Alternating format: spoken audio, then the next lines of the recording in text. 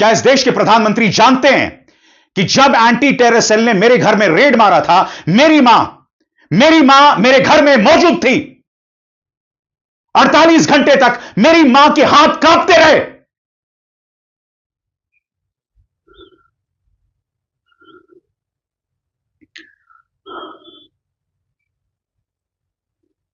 मेरी मां को अगर कुछ हो जाता तो जिम्मेदार कौन होता इसका?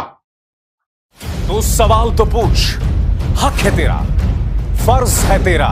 किसी की खैरात, किसी का एहसान नहीं तुझ पर, मगर शर्त है अंदाज़े बयां हो बेखौफ, अंदाज़े बयां हो स्पष्ट, अंदाज़े बयां हो बेबाक।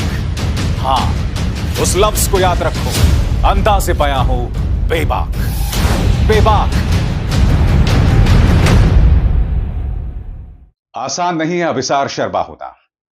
पिछले 48 घंटों में मेरे साथ कुछ ऐसा हुआ है कि मैं लगातार सोच रहा था कि यह खबर मैं आपके सामने लाऊं या ना लाऊं, क्योंकि मेरा मकसद रहा है कि कभी खुद खबर ना बनूं। मगर पिछले 3 हफ्तों से मेरे साथ 2 बड़ी घटनाएं हुई हैं जो अब तक मैंने आपके सामने पेश नहीं की। पिछले 48 घंटों में मुझसे इस देश के एक ताकतवर व्यक्ति ने मुलाकात की, उसके एजेंट ने मुलाकात की और मुझसे कहा कि आप मेरे खिलाफ खबर करना बंद कर दें। 3 हफ्ते पहले मुझे ईडी ने, प्रवर्तन निदेशालय ने बुलाया। पिछले 8 सालों में मेरे तमाम बैंक स्टेटमेंट, तमाम जो दस्तावेज हैं वो लेकर और 12 घंटे मुझसे पूछताछ की।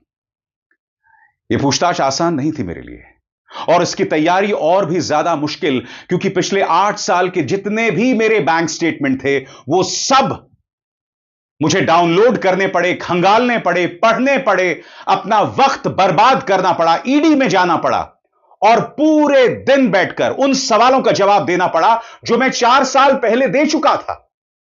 सही सुना आपने, 4 साल पहले ईडी मुझसे पूछताछ कर चुकी थी, वही सवाल दोबारा उन्होंने 4 साल बाद किए।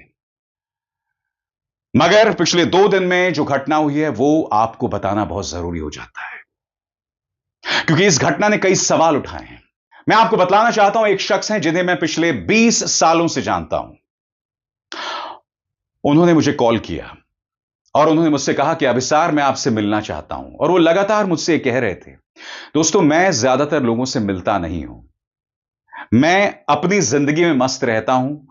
मेरे दोस्त भी बहुत सीमित हैं और जब से मेरे घर में एंटी टेरर सेल ने, दिल्ली पुलिस ने रेड मारी है, उसके